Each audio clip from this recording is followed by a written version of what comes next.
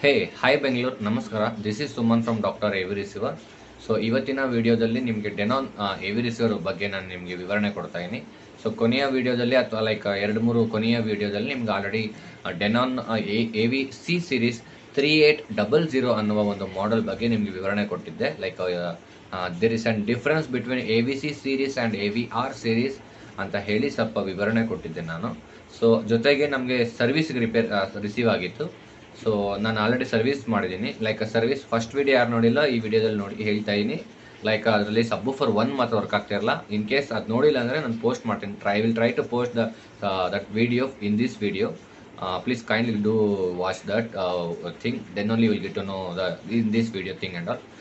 ಈ ವಿಡಿಯೋದಲ್ಲಿ ನಿಮಗೆ ವಿವರಣೆ ಕೊಡ್ತಾ ಇರೋದು ಏನಂದರೆ, ನಿಮ್ಮ ಸಬ್ವೂಫರ್ ಲೈಕ್ ಅದು ರೆಡಿ ಮಾಡಿದ್ದೀನಿ ನಾನು. ಸಬ್ವೂಫರ್ 1 ರೆಡಿ ಆಗಿದೆ, ರನ್ ಆಗಿದೆ.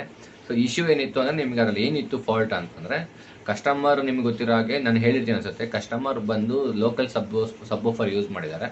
ಲೋಕಲ್ ಸಬ್ವೂಫರ್ ಯೂಸ್ ಮಾಡಿರೋದ್ರಿಂದ ನಿಮಗೆ heavy voltage like unwanted voltage kick back ಆಗಿ, ವೋಲ್ಟೇಜ್ ಫ್ಲಕ್ಚುಯೇಷನಿಂದ ಕಿಕ್ ಬ್ಯಾಕ್ ಆಗಿ ನಮಗೆ ಎಂಟರ್ ಆಗಿದೆ. ವೋಲ್ಟೇಜ್ ಎಂಟರ್ ಆಗಿ ಸಬ್ವೂಫರ್ 1 ಎಂಟರ್ ಆಗಿ, ಸೊ ಕಂಪ್ಲೀಟ್ ಇಶ್ಯೂ ಪ್ರಾಬ್ಲಮ್ ಇತ್ತು, ಅಂದರೆ ಬೋರ್ಡ್ ಪ್ರಾಬ್ಲಮ್ ಸುಟ್ಟೋಗಿತ್ತು.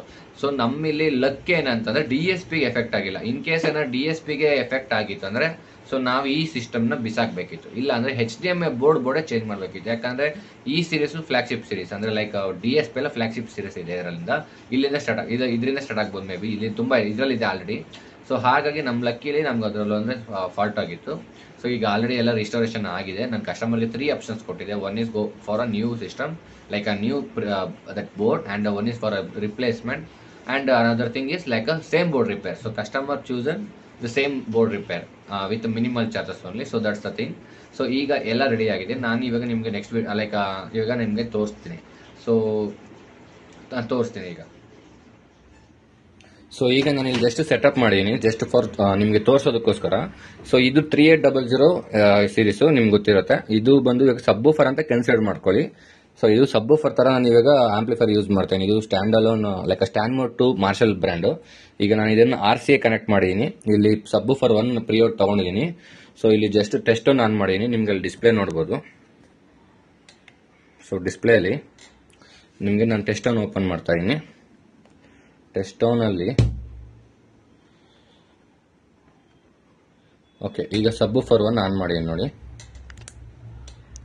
ಈಗ ನೀವು ಅಬ್ಸರ್ವ್ ಮಾಡ್ಬೋದು ಸೌಂಡು.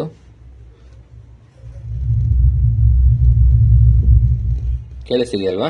ಸೊ ಈಗ ನಮಗೆ ಸಬ್ವೂಫರ್ 1 ವರ್ಕ್ ಆಗ್ತಿದೆ.